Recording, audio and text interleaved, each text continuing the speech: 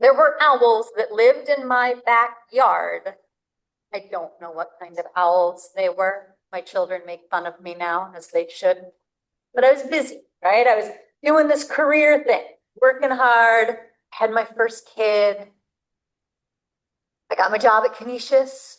I started reading about, because of some students, and then talking with some colleagues at our Institute for Autism Research about the experiences of autistic individuals and identity there, and understanding transformative life experiences and identity defining experiences in autistic adults, and in particular, and I got a grant from the National Institute on Aging to study this, autism in later adulthood, or a generation of individuals who had no language when they were growing up to understand autism, and who maybe saw themselves in their grandchild, but who had never had those terms to understand their own identity. And that was a fascinating line of work. It was a lot of fun. Birds were still not in my life. But that part of my research was quieting. My colleagues were busy focusing on the childhood aspect of their research, and they were busy doing that. And so we were winding down our autism and aging grant. And around that time, my kids were getting me outside. Nature had been a part of my life. I grew up hiking the Appalachian Trail with my dad, going to very boring slide presentations, kind of like this. Only the pictures back then when I was little, it was like they were really grainy, like these little, pictures of mushrooms that were like all sort of black and white. Nobody could tell what they looked like. I had, I'd gone camping, I'd gone fishing. My husband and I went camping together before we had kids. But we would go out on little nature walks, but it wasn't part of who we are. Right? So me as an identity scientist, it wasn't part of my identity. I was running, I was riding horses. The horses started to take back seat. They're expensive and very time consuming, and my running shoes never tried to kill me. So I switched more to the running side. I was really into my parenting role, right? These things that really define who we are and define our identity. But nature started to creep in. And nature started to creep in because my kids loved it. My kids, when they were young, we would walk down a trail, and my oldest kiddo would see something on the side of this trail, and they would, what's around the next corner? What's around the next corner? What's around the next corner? They had amazing nature educators who were there helping to grow and sustain that interest and that passion. And that curiosity became part of our whole family's experience. We started doing more, we started doing more, we started doing more.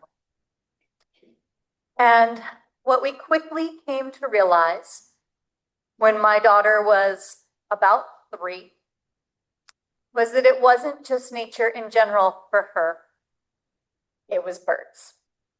And it was birds, like all the time birds. There was a moment where it was fish. There was a moment of fish and dolphins around age 2.5. But we quickly got to birds. And earliest favorite stuffed animals, earliest picture books, by the time she became verbal and was speaking in sentences, we finally got the memo that she was into birds. And coincidentally, this is one of those, I'm not a woo-woo person, but this one always gets me. I happened to work in the office downstairs from this person, and then a few years later in the office next door to her at Canisius. Her name is Dr. Sarah Morris, and at the time that I started talking to her about what do I do with this kid who loves birds, I think we're ready. she was the past president of Wilson Ornithological Society.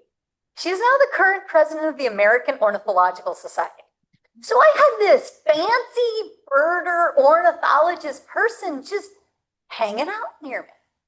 And we were in some boring and sometimes kind of stressful meetings together. Sure. And afterwards, Sarah and I would get together and we would talk about, all right, well, here's some coloring books for me. And well, why don't we go out birding together one day? we had like some clunky little teeny tiny old Nikons that I got on a trip to Alaska. I know I saw some eagles.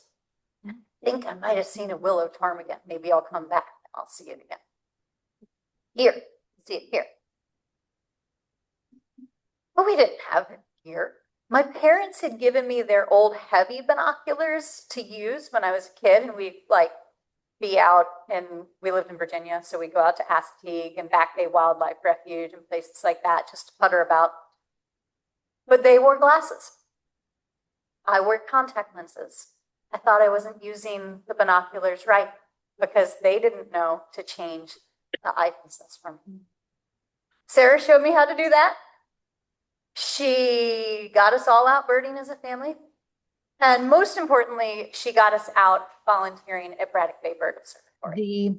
The collage of pictures isn't changing. So I say my spark bird are things changing on not your a bird. Question mark. I have no ironically, right? I have no spark bird. I have spark people.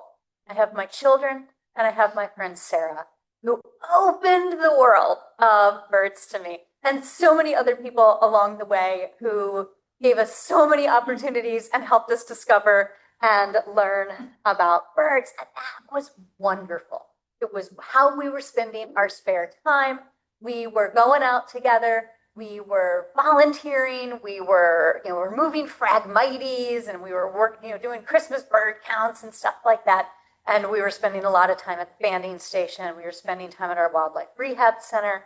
And I wasn't just gonna be a chaperone, right? I wasn't just gonna be a chauffeur and drive around and sit in the background, reading a book while my kids were doing cool nature stuff. I wanted to be in it, right? It's so neat.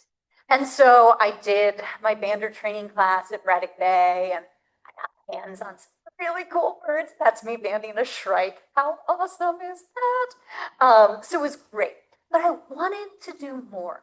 I wanted a way for all of these decades of training and research to give back to this area that had become such an important part of my life and my family's life. We can do some financially, we can do some with our time and energy, but I felt that I could do more. And there was I had this whole plan for studying individual differences in birds in the hand, and sort of a behavioral index for birds across different settings, doing that at the banding station. But Sarah was like, a little lukewarm on that idea. So then came the fateful day. And this, while I do not have a spark bird, and I have a number of great moments with birds that were really cool and awesome. I don't have a particular spark moment like many of y'all do. Probably about 80% of y'all, based on the data that I have. But I do have a very clear, very vivid spark experience for the Spark Bird Project. So one of the things that Sarah Morris told us to do was when Maisie, she's the one in the middle here, turned 8, she was going to be old enough to go to Hog Island Audubon Camp. How many of y'all have heard of Hog Island? All right. How many of y'all, has anybody been to Hog Island? Go. All right, it's magic. So they have a family camp. So you can take young people and your family ages 8 to 13, and you can go for a week together. It's great. They have a teen camp, if you know any teen birders. My oldest kiddo, Sam, right there, went and just a couple weeks ago and loved it with their good friend Olivia, who we met and is now my third child. We met her at Hog Island. So that was great. They have adult camps too, though. They have things from Joy of Birds, field ornithology, to conservation programs, educator programs, artist programs, a whole host of things throughout the summer season.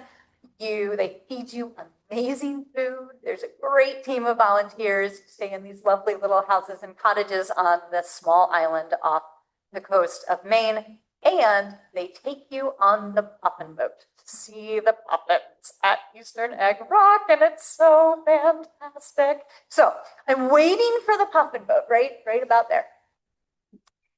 And just making small talk with the person standing next to me, who's the director of the camp. And I say, Eva, I like your tattoos. She had these lovely little Charlie Harper warblers. I probably didn't even know what species of birds they were yet, right? I was still figuring things out. She had these lovely warblers on her forearm. And she said, thanks. They're my spark bird. And I had never heard of this concept before. And I listened to her and I said, what's a spark bird? And that was it. I vividly remember that moment. And I remember her turning to me and saying something along the lines of, a spark bird's the bird that helps us fall in love with birds. And I was captivated. I got on the puffin boat. I helped Maisie manage the emotions of having forgotten her camera. It was a big deal. We got out to Eastern Egg Rock.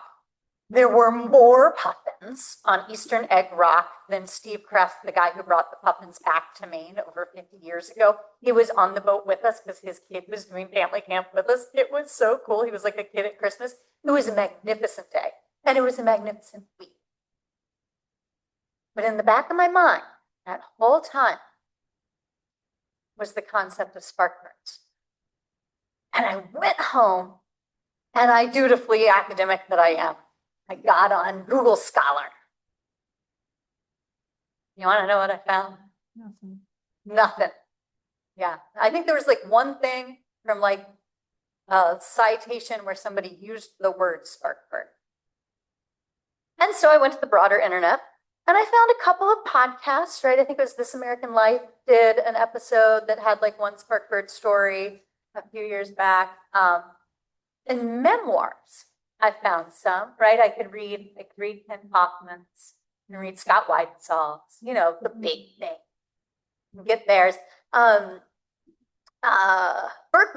has a small feature of some spark bird stories. I heard Corinna Newsom's awesome Blue Jay story, and that was great. I realized that I knew one spark bird story, one like particularly well-known person spark bird story, Roger Tory Peterson. I had been to the Roger Tory Peterson Institute. How many of y'all have been? It's pretty close. If you haven't been, make the road trip. It's nearby in Jamestown. We'd been shortly after the mural of Roger's spark bird with the northern flicker had been completed they had a fire during the pandemic, and when they reopened, and this was sort of part of the reopening. And so I knew that story. And I have since come to find out that not only did I know that story, but Roger was the person who actually came up with the term spark bird, as far as we can tell, if anybody knows differently. But through the research that we've been able to tell, in this 1957 book was the first use of this term spark. And that's why it's fascinating to me. Not Roger himself, but the community. That the community has this concept, right? So I'm a runner. I can go study runners and say, how did you first decide that you were a runner? Like, was there a run that changed? And I could maybe even call it a spark run. And the concept would probably translate. Last week, I was in Bald Head Island in North Carolina, and I talked to some folks who really love fishing. And they could tell the story of how they got hooked on fishing. My older kiddo was really into Lego. We can translate to spark Lego, spark mushrooms, spark bats, you name it, we can translate the concept. But the birding community already had that idea. It's been there since at least the 50s. And it's something that I can be walking along on a nature trail in a group. I can hear people talking around me. And I can hear them telling each other their spark bird stories. That's amazing. Those stories exist in our community, and I wanted to read them, and I wanted to learn from them. But I couldn't read. I could read those famous people's stories. I could read a handful. And so I started the Sparkbird Project to be able to gather those stories, to create a space where you can go read and enjoy those stories, and a space where my students and colleagues and I can learn from those stories. That's the concept of the Sparkbird project. And all of it is, my goodness, batteries. And all of it is based in your stories. Bless you. And so that's what we're going to do now. Stop talking. I've been talking for about 20 minutes. Plenty of time for y'all to hear me yak. I'm going to turn it over to y'all. And we've got a fair size group, but I think we can take some time to at least sketch out some ideas. So I'm going to pass around some note cards and some.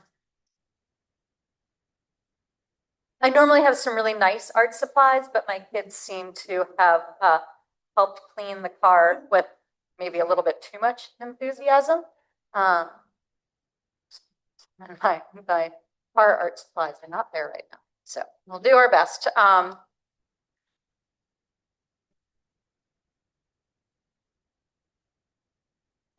If your utensil does not work, we'll try to get you another one that does.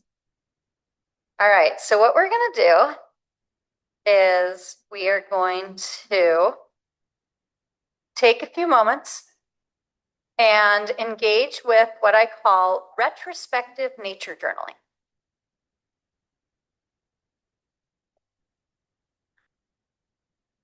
And we are going to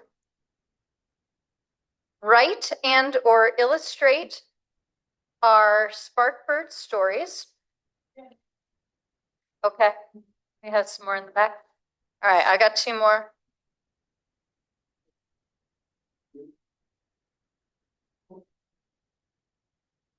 All right, are we good?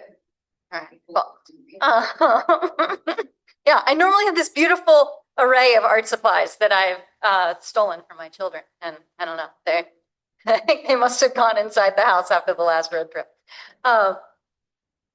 So you're going to take a few moments to write, sketch, any combination of those. If you just want to write some keywords to jog your memory, for some of you, for many of you, for about 80% of you, that is going to be a single moment, vivid experience in your life. You're going to be like, yep, I got it. You tried to tell me earlier. You were like, I got my story. I know it, right? So if you know that story, my friend Joe Trezza, who's a writer for the New York Times and writes about birding in baseball, but birding.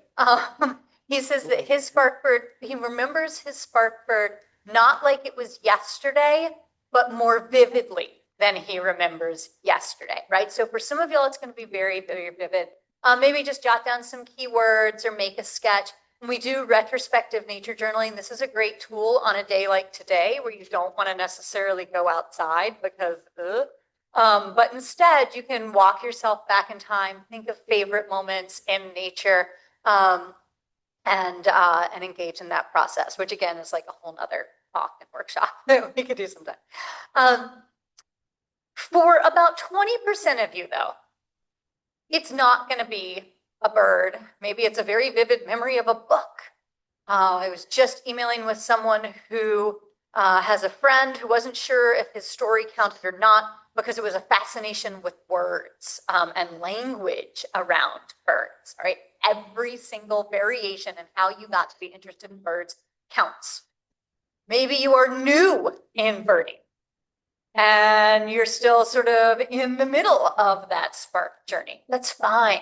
Share a vivid memory or just a little bit of how the journey hooked you. Or if you're really not into birds at all and you're just dragged along because your friend brought you here, but you really like, I don't know, cephalopods, you can write about your love for cephalopods. Whatever your thing is, feel free. One of my students who was at one of these wrote about his interest in historical reenactment.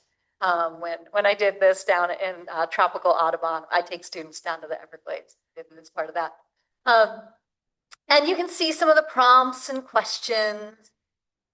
There is no right way to tell your story. Your story is your story, right? Remember, I don't have a Sparkbird. I don't have a clear, neat, tidy one moment in time like our sort of stereotypical prompt that was developed from the self-defining memory and life story interview research essay. This is just some guidance to get you started. Tell your story in your way, just like you would telling a friend. I'm going to give you 5 minutes to just sort of sketch and outline that. You don't have to be beautiful prose here. You can give them back to me later if you want, or you can just put them in the recycle bin on your way out. And then what's really great and really fun about programs like this is we're going to, for those of you who want to, we're going to share them with each other. Okay. All right, I'm quiet. Any questions?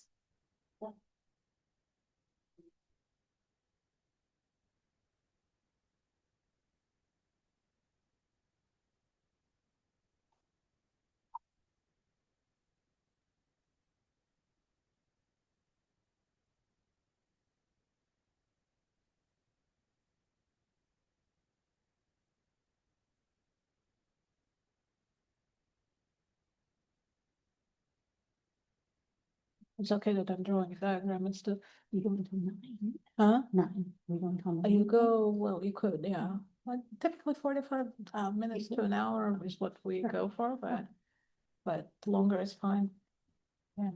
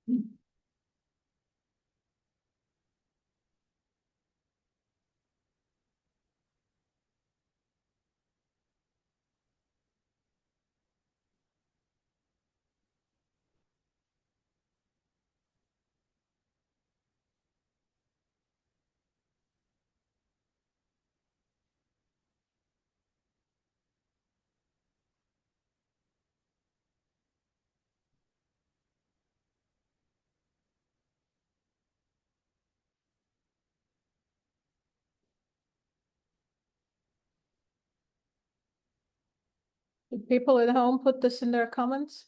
Yeah, great. Yeah? They could also unmute maybe, and we can try to get them. I'm not We sure could how do that that works. too. Yeah. All right, I'm going to give you all about 1 more minute.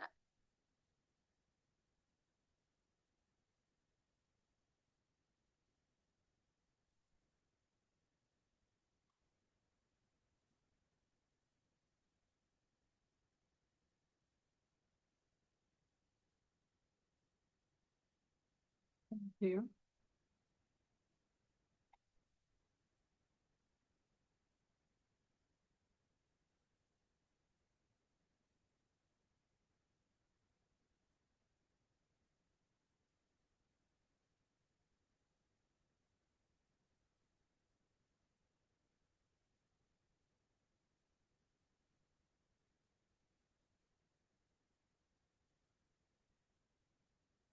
All right, now comes my favorite part of the program, where we are gonna ask y'all to share your stories.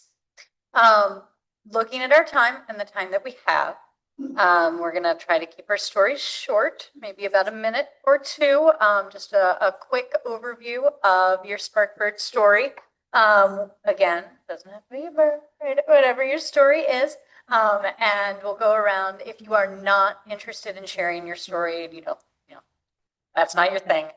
Just, or I'm going to pass the microphone around. Will that work, do you think, with this mic? Okay. I'll pass the microphone around and you can just pass it to the next person. In fact, I'm going to disconnect it from the head, or should I now? Well, my name's Chris. And so my family had always been interested in nature. I was very fortunate that we had a yard with some woods, and my parents took us on nature walks, and we had our feeders stocked in the winter, so I was familiar with birds at the feeder. But one day I was outside and I heard a bird singing, and I didn't know what it was, and I'd never heard conscious of that sound before. And I heard another bird that I thought was an owl. So I went inside, we had a pair of binoculars, and I went back outside and I discovered that the bird singing was a male northern cardinal. And I'd never really heard one before, even though I must have heard one every summer, every spring for, the entire time I was growing up. And then I discovered that the owl that I was hearing was a mourning dove. And just seeing those birds and connecting it with these sounds that I realized that I was hearing all the time, but had never just consciously taken note of. Then I just started grabbing the binoculars and going out into the yard, and that's got me started. I'm Miriam, and I had to draw a diagram because it's pretty straightforward. I grew up a very nerdy kid, reading a lot of books. And those books told me what's out there. So my spark was really a whole lot of books about nature. Then I started looking for those things, being nerdy and all. I started with bugs, but all things nature. Then I had my kids, got them into nature, and then one of them became an ornithologist and dragged me kicking and screaming into bird watching. Literally just pressed a pair of binoculars to my hands and said, "No, you have to look through binoculars," and that was it. I was hooked. So simple as that. There you go, no, your turn. Hear your story now. Well, I think I tell my story. In the spring, late 1970s, we had moved to a new house. We had a very beautiful yard. My wife is a gardener, and I noticed the bird. It's different. I said, "What is this bird? It's different." It was a sparrow, but that's much I knew. And my wife says, "Oh, it's just a sparrow." I said, "I have never seen one like this." "Oh, no, it's a sparrow. What are you looking at?" So we have a little guide, golden guy. golden guide. Because we like nature, we like to see what the butterflies. She's very good gardener, and so it was a white crowned sparrow. Yeah. Just stays for about a week or two in the spring. That's why I've never seen one before. And so, well, I should know she knows about plants and flowers. I should know whatever passes by. So I got interested, and then I joined the Botanical Society here, Jerry McWilliam, trips and things like that. That was so.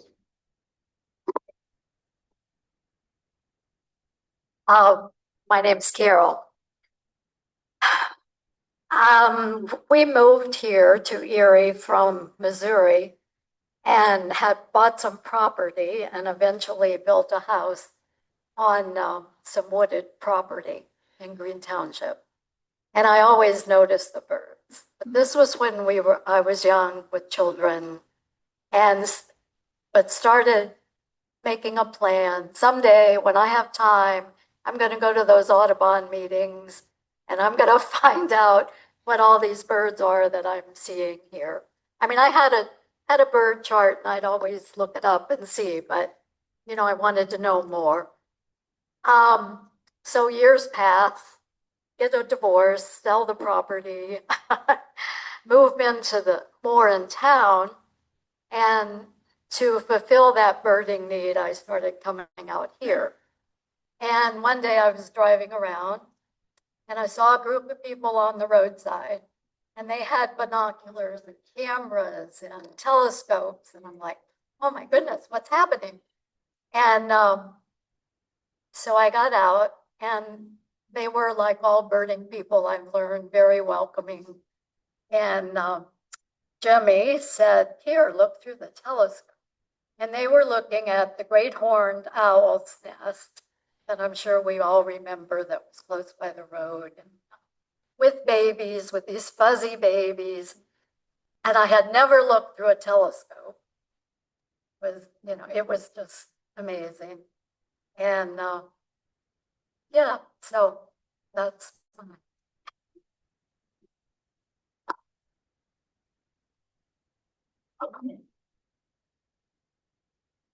I'm Georgia. I'm more of a plant person. I have a degree in horticulture. Always worked in the field, but I guess always being outside, I'm exposed to a lot of birds. Just like learning what they were. Joined the Audubon Society to learn more. Just really enjoy it.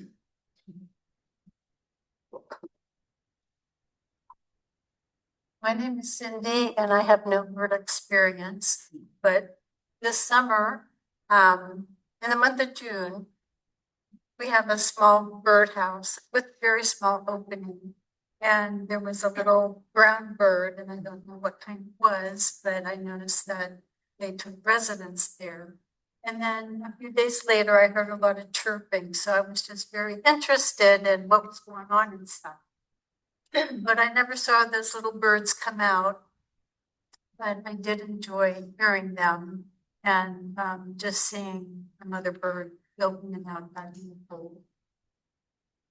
So it has sparked an interest. Birders, what species do you think it was? House wren. I know y'all look all different. Do they call it northern house wren now? I'm Carolyn. Growing up in a rural area that had been farmland, we had one set of birds, song in yards, and fields of Erie, Pennsylvania. But summer camping at a cabin in the Wooded Hills Valley, Titusville, Pennsylvania. We walked the paths of the road after eating dishes with friends who had binoculars and a bird book. Our family got binoculars and bird book. The xylophone song of a veery coming from the woods was fascinating. It made me listen for other songs.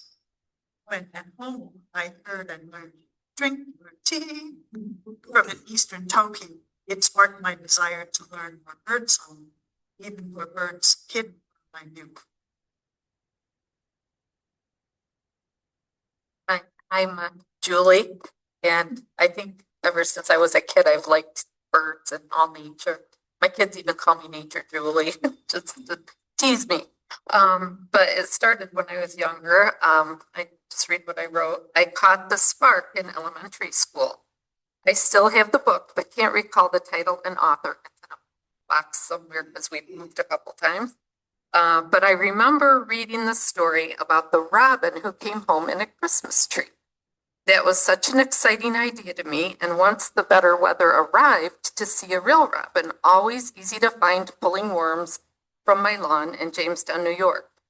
I credit my 4th grade teacher for an expanded love of birds when she assigned us to each make a bird book as a writing and art project, a nonfiction book. Years later, 70 or so birds regularly arrived, robins actually, would arrive at our crabapple tree in Bay Village, Ohio, which reminded me of that first bird. And my kids and my little granddaughter lives in that house, and she sees the robins come too, and they even made a little nest. The other one thing that I thought of that wasn't like a bird watching kind of thing, but the cemetery in Jamestown had peacocks, and they had a male and a female peacock, the Sunset Hill Cemetery. And I remember going to visit the graves and everything, and it's like, that's a sad thing for a kid, but I thought, how nice that they had those peacocks for us to have a positive experience while we were there. So that was a good little thing. Hi, I'm Ruth. As a child, I would look at encyclopedias and the books and bookcases. I loved to look at pictures. We had a little green guide. I don't remember the name of it. It's a little guide to birds, and I would look at its pictures and names. I always liked the name Tufted Titmouse. I was in college and working part-time, walking with two friends at lunchtime by the Erie Cemetery. There was a bird on the wire. I looked at it and I go, oh, that's a tufted titmouse. Well, I was so surprised that I would recognize it and remember the name. That's what's got me.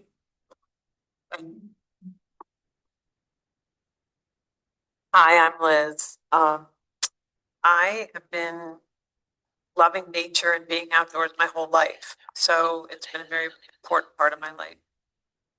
But in my early 50s, I went through a divorce and my children were adults at that point. And so I started spending a lot more alone time out in the woods. And I just started observing more. And I'll never forget when I was down at Presque Isle and I came across and spotted a barred owl on the Pine Tree Trail. And I had heard that, you know, they're there and I really was interested in finding one. And that afternoon, when I saw that bird, and it was literally from that pole to here, eye level, just staring at me. And I've always loved birds, but that moment in time, I literally dropped to my knees and I wept. And I knew at that point the joy that I got from these beautiful creatures. And it really sparked in me a desire to learn more about them and to identify and all that. So that's my spark. Hi, my name is Lisa, and my spark bird was also a barred owl. I was young, maybe around 10, walking in the woods, and I remember looking up quietly, just seeing the big eyes and the owl. I found out later what type it was. But yeah, I remember that moment and the joy of the birds. My name's Sam, and I'm going to blame my parents because I think even before I was born, they were big time birders and they had a banding operation and they dragged me out to every woods and swamp and field there was.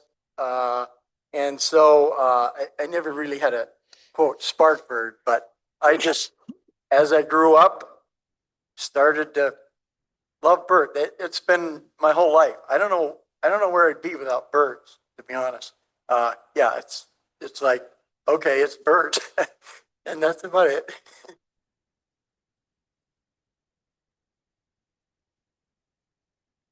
Hello, my name is Ellen. And when I was about 5 or 6 years old, my mother was driving a Ford van that had the flat nose in front, and a snowy owl flew right in front of us, and she slammed on the brakes and screamed, and I was in shock. You know, we had no seatbelts then. Yes. I didn't know a bird could be that big. And so I've always kind of watched the birds. And then several years ago, I was by a large maple tree, and a pileated woodpecker landed right in front of me. And it was huge. And so that's kind of been an interest. I grew up on a farm and there wasn't much for kids to do but follow Dad around. And he was interested in birds. And of course, we had the sparrows, the swallows. I do remember when I was about 20 being in the woods and this owl came through. And that's the sound that his wings made. And that was just quite impressive to me. So I've been watching birds for a long time now. The most entertaining one I think is the nuthatch, especially in the winter when there's no leaves on the trees and they go up and down. And the crows are pretty funny too, because if I feed the bread, they go hide it in the lawn. And then, of course, all the other crows see where they hid it. It's soon gone. Yes, Dennis Olesnik, I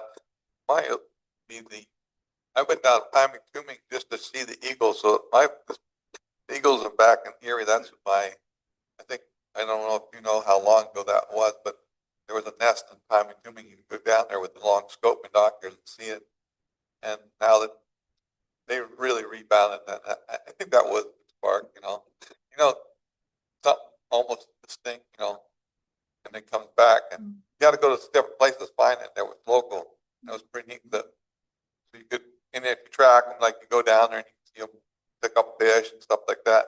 I see them now in Erie plus Park now. So you just go out there once in a while. You can see the eagle come down, pick up a fish. But some people they say they're more scavenger, but in the parks they have more to eat, so they do that. They do the young ones are pretty scavenger because they do land in my yard occasionally when dead deer.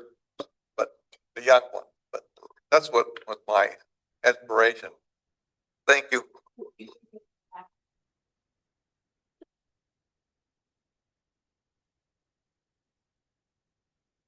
My name is Ron, and my interest in birds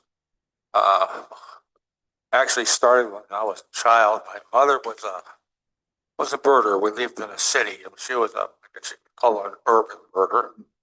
And she tried to identify all the birds that landed on our porch. And she had a Peterson's Field Guide, which I still have today. So that started my interest in birds, and it didn't. I actually joined the Audubon Society 30 years ago, and I'm still a member. And her parents were farmers. I used to spend the summers out there helping out, and I think it was my parents' way of getting rid of me for the summer. So, but that increased my appreciation of nature. So that's that.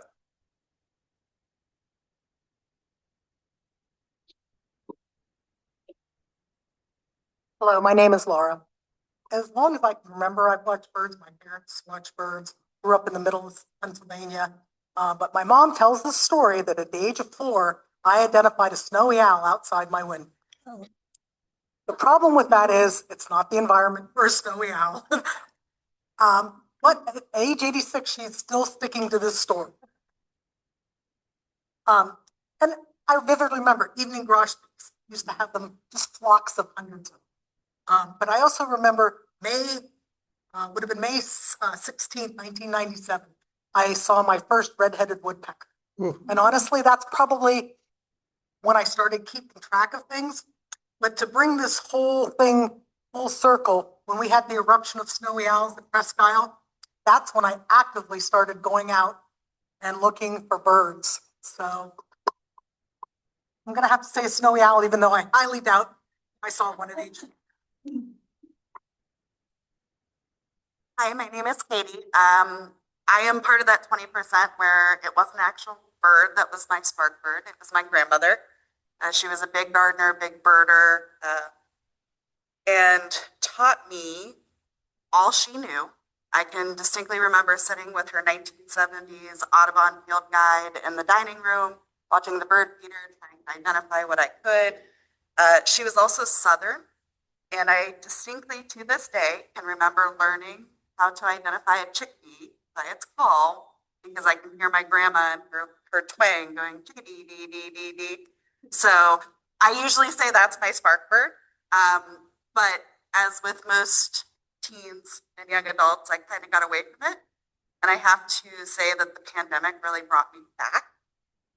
Being stuck inside, I set up a feeder and quickly turned into 2, into 3. This guy got into woodworking, so he ended up making several. And it's just, it's just been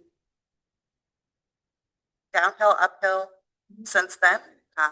And it's been the best part of a really terrible time.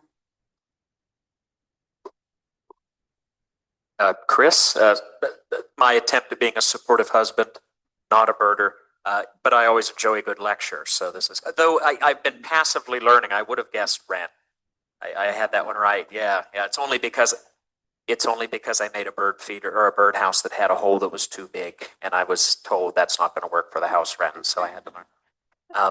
I don't know if you'd call it a spark moment. Certainly, I don't have a bird moment, but I think there's a location that's particularly profound to me. I've only ever been there once. It was I was doing a tour. I'm a musician by training, and I was doing a music history tour of Austria, Germany, and we visited the Lake District of Austria, the Attersee as it was called. And Gustav Mahler, a German composer, had a hut on the edge of this big, incredibly beautiful lake with the Alps in the back, and it was just this picturesque scene where he would go to compose. So you would go in, and there was a grand piano and nothing else. It was just this really cool little building. So it was this mashup between the music and nature and this serenity that came from it that I've never been able to find anywhere else. And I hope to make it back there someday. But yeah, it was kind of a cool blending of the two that really sticks with me.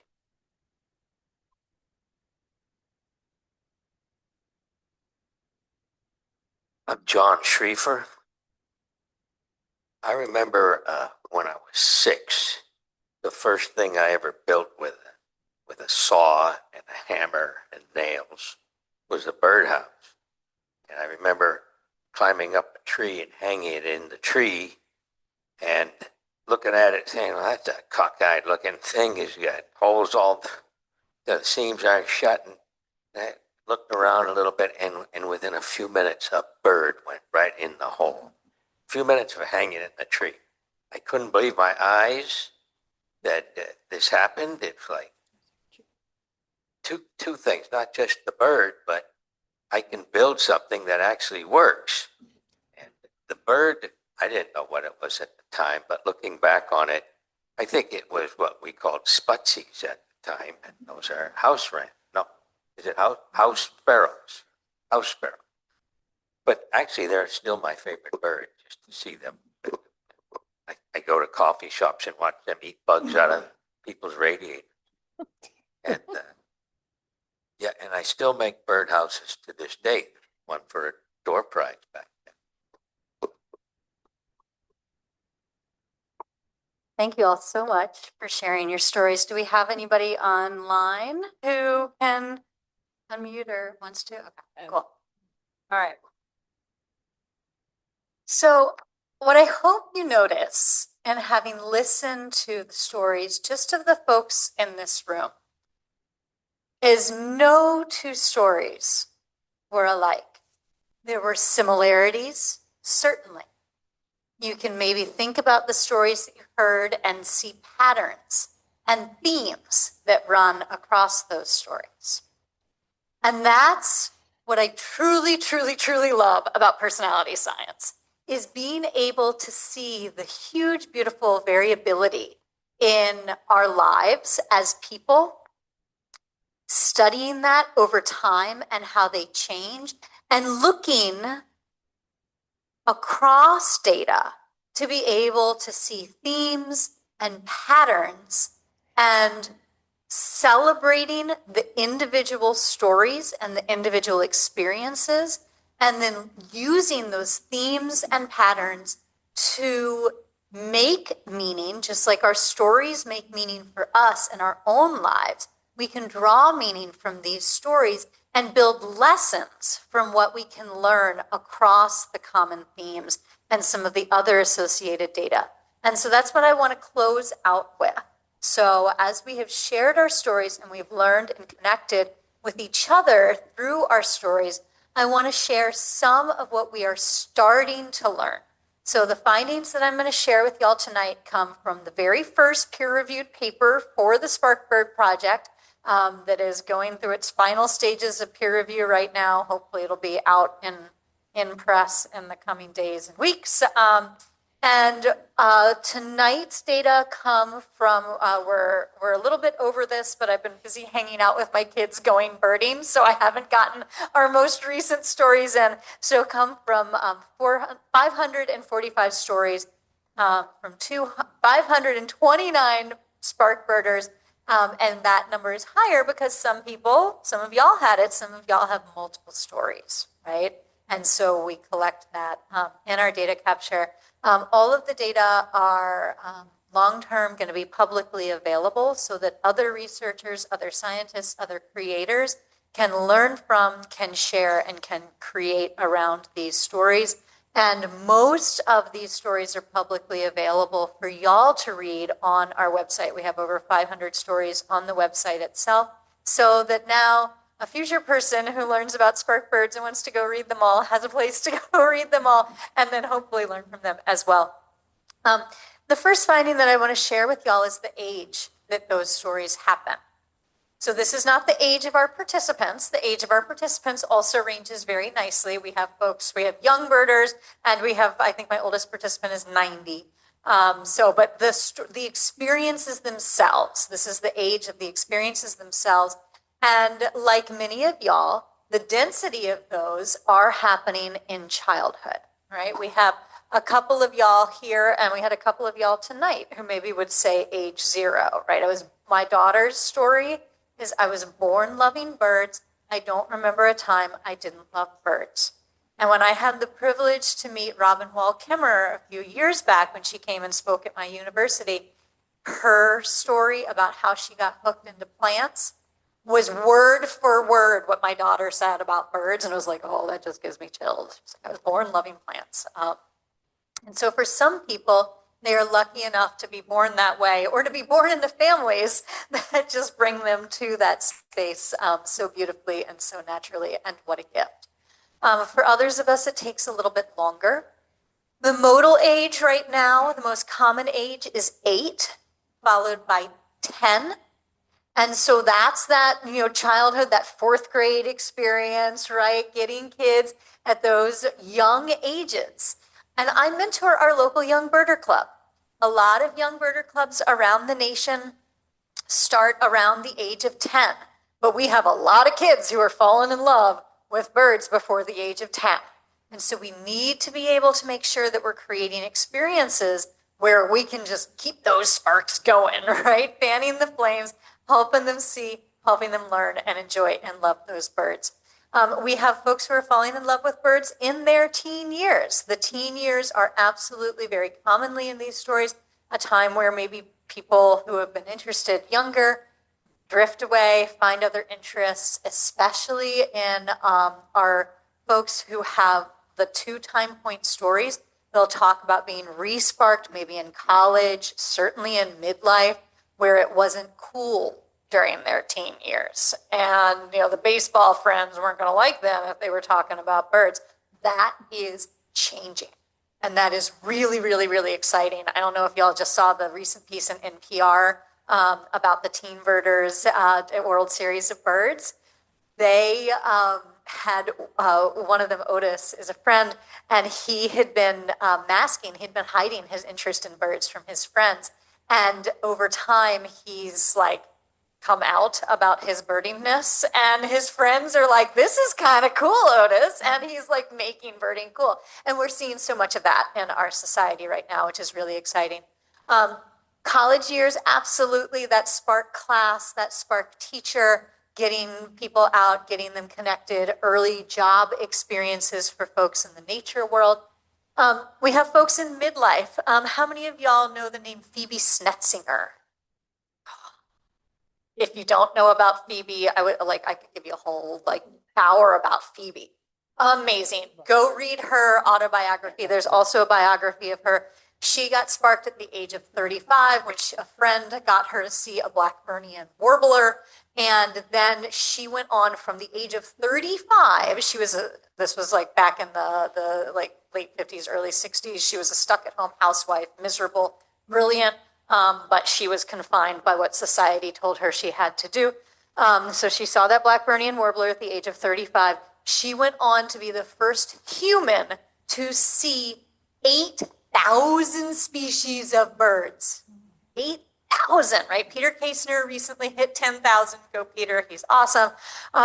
She was the first person, not woman, the first person to see 8,000 species of birds. Now, she did that in part because she was brilliant, and also she inherited the advertising exec fortune. Her dad invented the Marlboro Man and Tony the Tiger.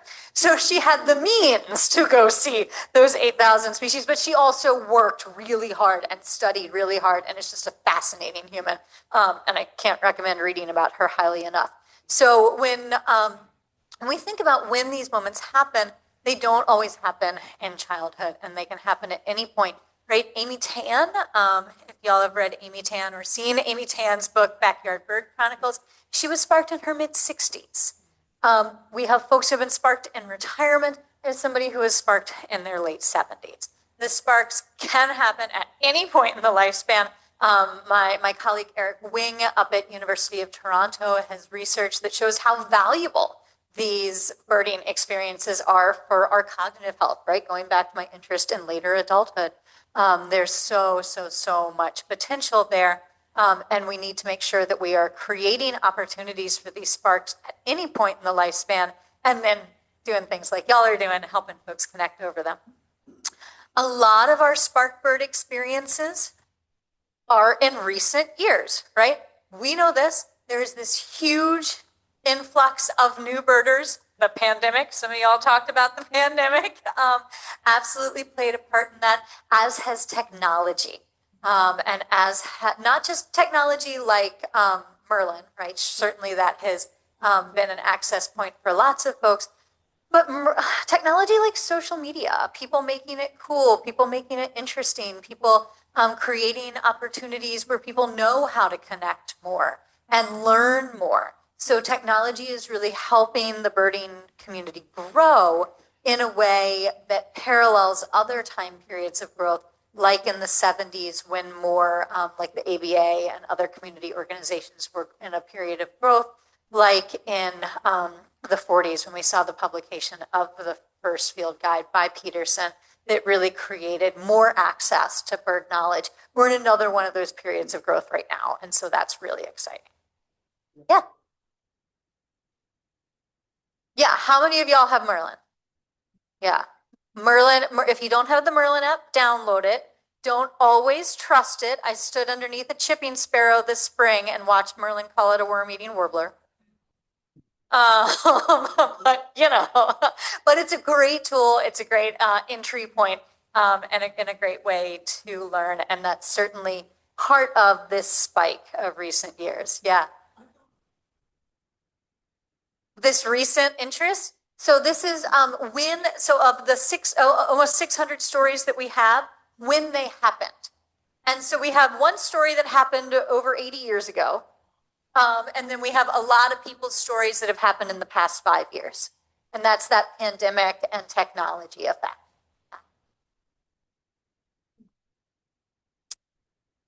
One of the things that we can look at in these preliminary data that I'm sharing today is the emotions. Because when you share your story in the actual data capture, not just in our room like this, but you go to our website and you share your story, is we ask you to rate the emotions in that moment. And this is a standard practice with self-defining memory research.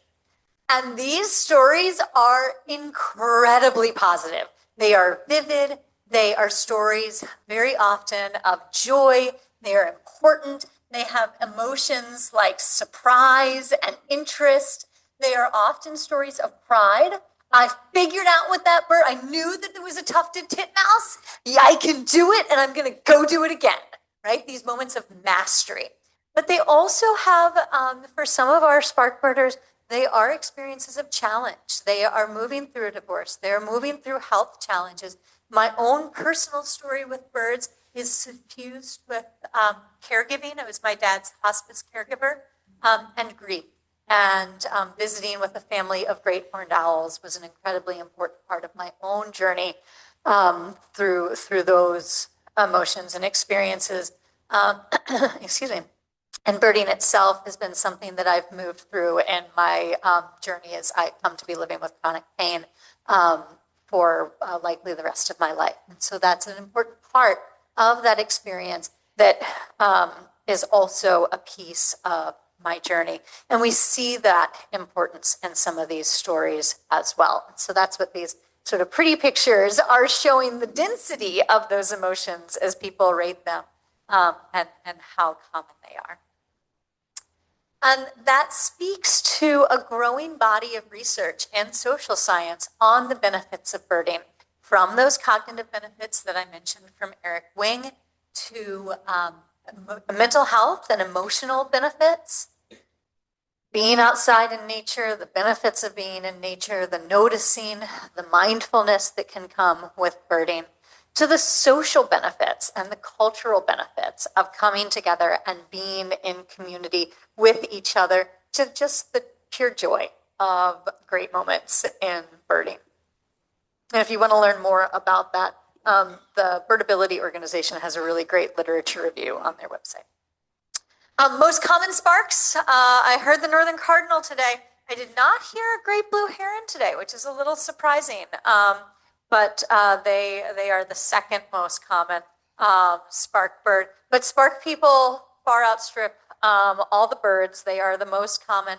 But what's also really cool is the enormous variability. So in these 500 plus stories, almost 600 stories now, we have over 200 different species of birds represented, which is fascinating.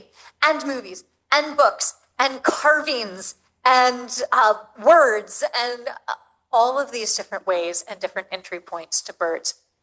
And across these stories, one of the most common pieces of the spark is other people. Over 2/3 of the stories have an interpersonal component where a grandparent or a teacher or a friend has brought us or is with us in that experience. And that's really important because that means that each one of us can help people fall in love with birds.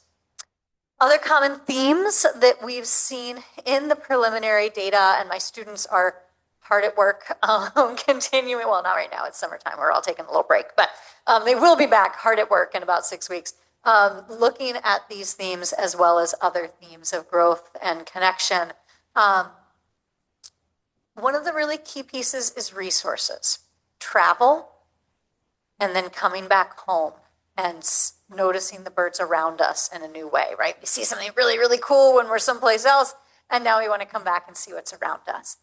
Feeders, a number of y'all mentioned feeders and nests, being able to watch nests and putting up nest boxes, access to field guides, access to binoculars, and all of those are sorts of things that organizations like y'all can make sure is happening out in the community to help those sparks happen.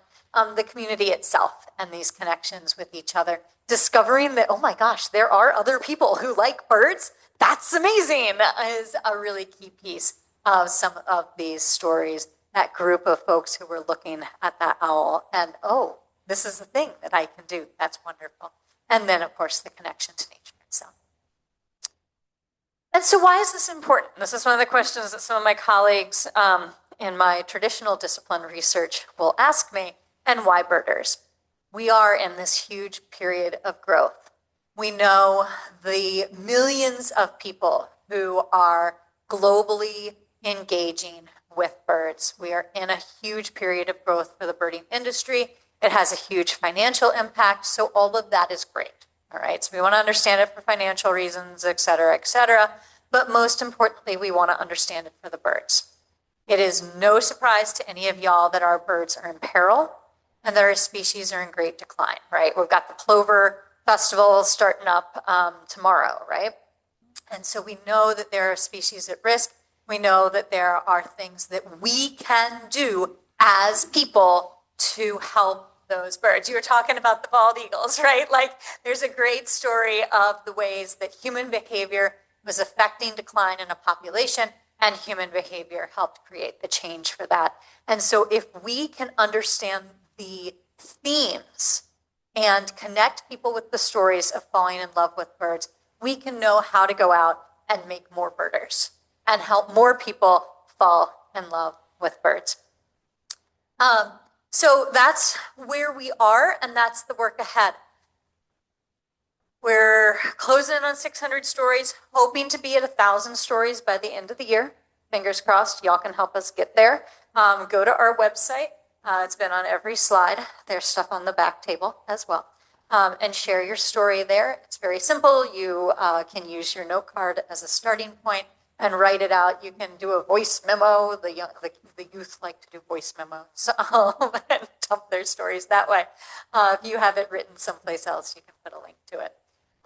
We are broadening our sample, working on some international collaborations. I was actually supposed to be here in April, and then I had to reschedule because I was supposed to be in an international bird interdisciplinary thing, and then my flights got all messed up and I didn't get to go there. So the international launch got a bit delayed, but we'll be doing international data collection. We're working on some funding for translation as well, to be able to grow the sample to other places outside the US and Canada, which is primarily where our data are from right now. Then we have some from Russia and some from Estonia. We got this nice scatter around and about. We're also looking at how these relate to other variables. Like I was talking to somebody the other day, personality differences, right? I'm a personality psychologist. Are birders really more introverted? That's that sort of stereotype. I'm going to give a wild guess and go with no. That we are going to see just as much variability in our birding community as we see anywhere else. So I'll be like comparing those norms. So there's a whole host of other data that we're collecting and building, because the hope for this project is not just this one time point with the stories. Instead, to follow our birding community over time to see how our birding changes and how birding changes us. So do we start as like energetic young listers? And this is sort of the trope, right? That we're just going to list all the birds and then we're going to go into caring and conserving them. And look at all of those different variable ways that people change with birding and the benefits of birding. So that's sort of the next steps with the project. But the most important way is to get you to share your story. So spark-bird.org. I have paper copies as well. I think I've only had 2 people ever take me up on paper copies though. So the website is there. It's easy to use, and you can share your story there. While you are there, you can read the over 500 stories. I had somebody tell me when I was at Biggest Week in American Birding that they've started, when they find themselves doom scrolling on the news or on social media, they switch over to the Sparkbird website and just read some Sparkbird stories, and that makes them feel better. And I was like, oh my God, that's fantastic. You can follow us on social media. We're on Instagram and Facebook. My students keep talking about getting us on other things. It's not my job. You can read about us in Audubon Magazine and BWD Magazine, on the American Birding Podcast, and we'll be in Birding Magazine shortly. I don't remember if it's this next issue or the issue after that. So you can read about the project there, and links to those are on our website as well. We have a fantastic podcast, if I do say so myself. I was very hesitant to do the podcast thing, but my co-host Janet was very enthusiastic to help out. And we have these wonderful conversations. I get to get on Zoom every other week or so and have conversations with amazing people from around the birding community who are birders themselves, love birds, and engage with birds through their work, whether that is through ornithology in that traditional sense, or through writing, or through being an artist and a musician, folks from all different walks of life who are engaging with birds. So please check us out on whatever podcast place you listen to. We are always, always, always appreciative of donations. The project is thoroughly, completely funded through my time and energy and effort. We have some small support from the Roger Tory Peterson Institute and a few private donors. And donations are very appreciated, especially right now as I work to get optics for Sparkbird outings, where I take students and young birders and general community, and most importantly, have birding community folks bring a friend who is like their bird curious friend and get them hooked and do birding 101 with them. So donations are always welcome. There's a QR code in the back. And I really just, in closing, I want to particularly express appreciation to these founding partners who took me from this idea clunking around in the back of my head that I thought was cool and really helped me see you need to do this. Our birding community needs this work. We want to learn from this. This is exciting. This is something that we can use in our own grant writing to help justify why we need optics, why we need a field guide in every classroom. And so great appreciation to those original founding partners. To my Spark people who continue to get me out and sparking and loving. One of the great things about birds is they are constantly re-sparking us and constantly helping us fall in love with them all over again. And it wouldn't have happened without my Spark people. And most of all, most importantly, a reminder to y'all to be the spark. Get people out, get people engaged, bring them to things like this, get them out in the field, get them binoculars in their hand, get them looking through a scope, drag children over to a scope when you've got something cool on it, right? Give out field guides in your local cemetery. Be the spark. And thanks again so much for the invitation to be here tonight. And I really thank y'all for sharing your stories. I know that's not always easy for everybody.